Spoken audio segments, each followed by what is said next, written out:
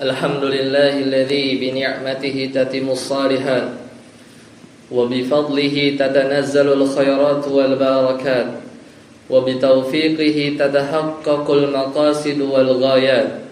Asyhadu an la ilaha illallah wahdahu la syarika lah wa asyhadu anna Muhammadan abduhu wa rasuluhu la nabiyya ba'dah. Ya ayyuhalladzina amanu taqullaha haqqa tuqatih wa la tamutunna illa wa antum muslimun. Amma ba'd. Jamaah ibadah Jumat yang dirahmati oleh Allah Subhanahu wa taala, rahimani wa rahimakumullah. Yang pertama dan yang paling utama, marilah kita bersyukur kepada Allah Subhanahu wa taala. Kita bersyukur atas seluruh nikmat yang telah Allah berikan kepada kita. Tentunya di antara nikmat yang patut kita syukuri, salah satunya adalah menjadi seorang muslim yang merdeka, yaitu seorang muslim yang merdeka, yang menjadi bangsa yang tidak di bawah pengaruh atau jajahan bangsa lain. Maka ini adalah harus benar-benar kita syukuri, tatkala sebagian negeri mungkin masih berjuang untuk hidup keluar dari penjajahan yang nyata-nyata seperti saudara kita di Palestina. Kemudian salawat dan salam semoga senantiasa tercurah kepada Nabi Muhammad SAW beserta para keluarga beliau, para istri-istri beliau, para sahabat, para tabi'in, para tabi'ut tabi'in, dan semoga kita senantiasa istiqomah dalam menjalankan sunnah-sunnah Nabi Muhammad SAW. Tidak lupa melalui mimbar yang mulia ini, khatib mengingatkan diri khatib sendiri dan jamaah sekalian untuk senantiasa bertakwa kepada Allah, meningkatkan keimanan dan ketakwaan kita kepada Allah Subhanahu wa taala, karena Allah taala berfirman, "Wa tazawwadu fa inna khairaz zadi taqwa." Berbekalah dan sesungguhnya sebaik-baik bekal adalah ketakwaan. Kaum muslimin rahimani wa rahimakumullah. Kita mengetahui bahwasanya kemerdekaan sejati bagi seorang muslim tentunya bukan seperti yang disampaikan di awal khutbah ini, di mana kemerdekaan sejati bagi seorang muslim bukan hanya bebas dari penjajahan bangsa lain secara fisik, tetapi juga bebas dari segala bentuk perbudakan yang merendahkan diri kita, yang menyeret diri kita dalam kerendahan yang hina. Maka hari ini kita coba membahas sedikit bagaimana kemerdekaan hakiki, kemerdekaan yang sesungguhnya dalam Islam. Maka yang pertama, bagi seorang muslim, dikatakan seorang muslim itu merdeka, jauh dari bentuk perbudakan atau sifat yang hina, tatkala seorang muslim itu merdeka dari kesyirikan kepada Allah Subhanahu wa taala. Tatkala seorang muslim itu tidak menyembah kepada sesama makhluk, maka kemerdekaan yang hakiki adalah ketika kita hanya dan hanya satu-satunya menyembah kepada Allah Sang Pencipta yang Maha Agung, yang telah menciptakan seluruh makhluk di muka bumi ini. Maka kita berpikir aneh kalau ada seorang manusia atau makhluk dia malah menyembah kepada makhluk juga, apalagi menyembah kepada benda mati, apalagi menyembah kepada makhluk yang mungkin lebih hina daripada dirinya, semisal kuburan atau orang-orang soleh terdahulu. Maka orang-orang soleh terdahulu kuburannya disembah, atau kepada makhluk yang lain yang mungkin besar seperti matahari atau bulan atau hal-hal yang lain dari orang-orang yang bisa kita lihat di sekeliling kita. Semisal ada orang yang menyembah nabi, ada orang yang menyembah makhluk, ada orang yang menyembah malaikat. Maka ketika seorang hanya menyembah kepada Allah Subhanahu wa taala, maka dia adalah muslim yang merdeka secara hakiki. Allah Ta'ala berfirman dalam surat An-Nisa di ayat 36, A'udzu billahi minasyaitonir rajim, wa'budullaha wa la tusyriku bihi syai'a Maka kata Allah Subhanahu wa taala, dan sembahlah Allah semata dan janganlah kamu mempersekutukan Allah syai'a dengan sesuatu apapun. Maka inilah kemerdekaan yang utama, yaitu hanya tunduk dan hanya menyembah kepada Allah, bukan kepada berhala, nabi, malaikat, manusia atau makhluk Allah yang lain. Maka ketika poin nomor 1 ini ada pada diri manusia, sungguh dia sudah mendapatkan kemerdekaan yang hakiki. Kemudian yang kedua, yaitu merdeka dari ketergantungan kepada sesama makhluk. Seorang muslim yang merdeka maka hanya bersandar, hanya bertawakal kepada Allah Subhanahu wa taala. Jangankan kepada makhluk, kepada manusia yang lemah, maka kita tidak bisa bertawakal, apalagi bersandar seutuhnya kepada makhluk, karena manusia dengan makhluk yang lain adalah sama-sama makhluk yang lemah.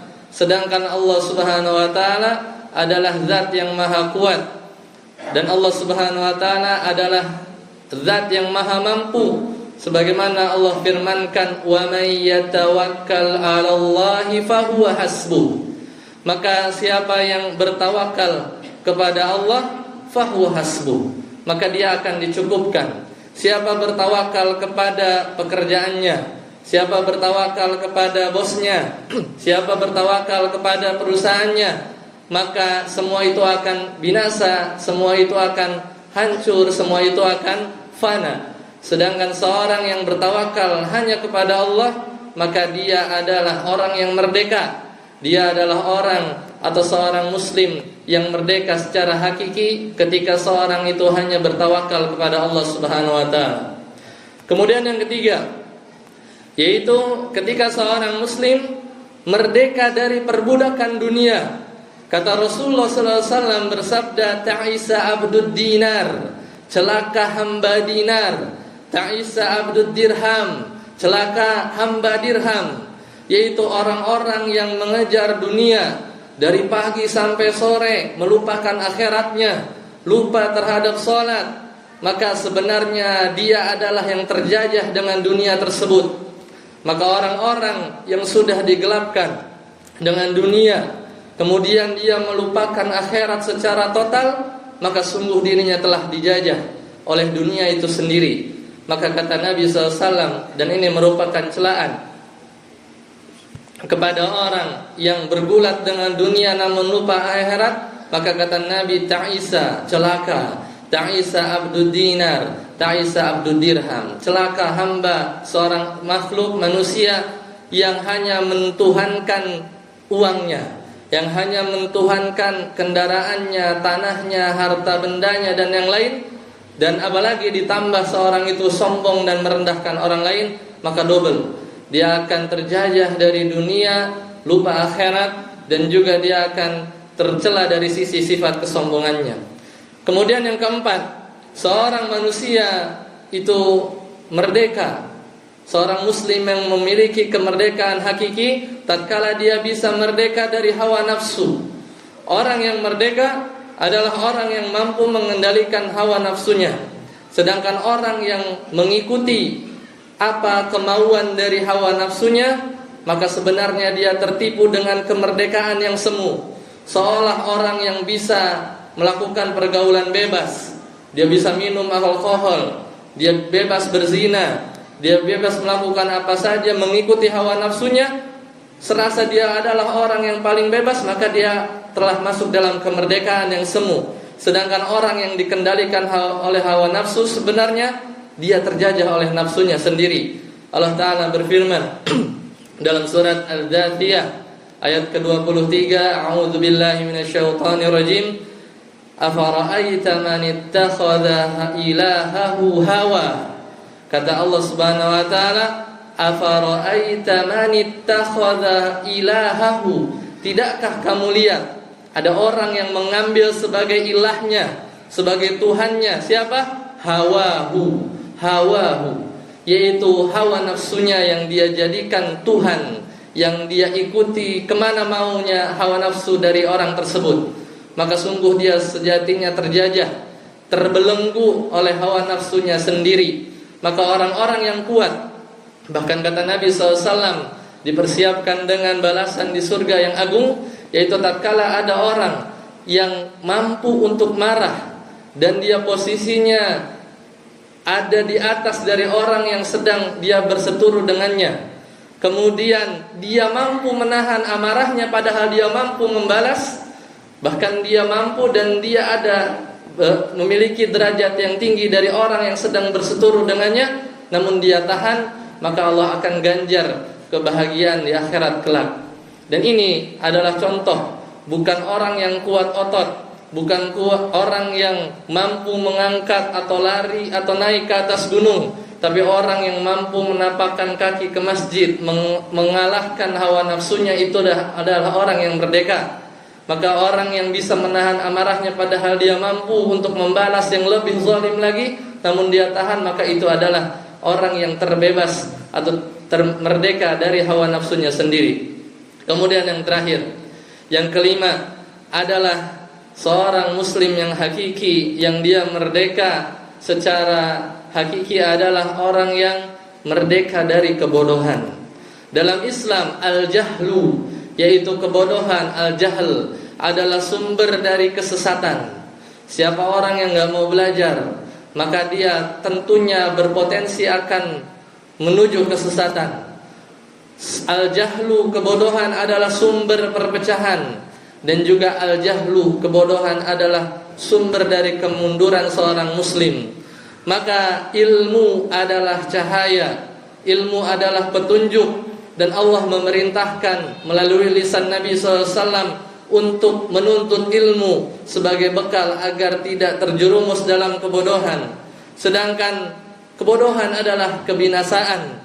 Ilmu adalah cahaya yang memerdekakan manusia dari kegelapan kebodohan. Allah Ta'ala berfirman, yarfa'illahu alladhina amanu minkum. Allah senantiasa angkat orang-orang yang beriman di antara kalian, walladzina utul ilma darajat, dan juga Allah senantiasa angkat orang-orang yang berilmu di antara kalian darajat, beberapa derajat. Maka Allah akan mengangkat orang yang beriman dan orang yang berilmu di antara kalian beberapa derajat.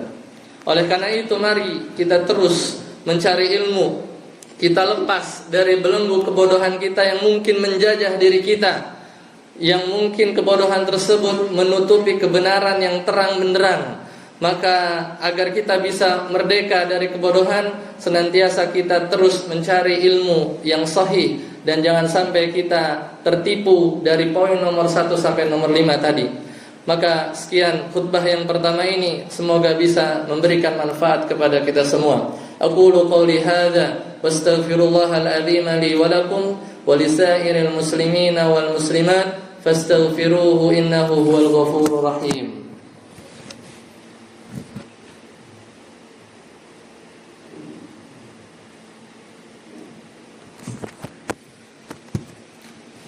Alhamdulillah hamdan katsiran thayyiban mubarakan fih kama yuhibbu rabbuna wa yarda. Asyhadu an la ilaha illallah wahdahu la syarika lah wa asyhadu anna Muhammadan abduhu wa rasuluhu la nabiyya ba'dah. Jamaah Jumat rahimani wa rahimakumullah. Agar benar-benar menjadi muslim yang merdeka, maka diantara kiat yang bisa kita pegang, yang pertama adalah perkuat tauhid. Jangan pernah kita menyekutukan Allah dengan sesuatu apapun. Kemudian yang kedua, latih diri kita untuk bertawakal.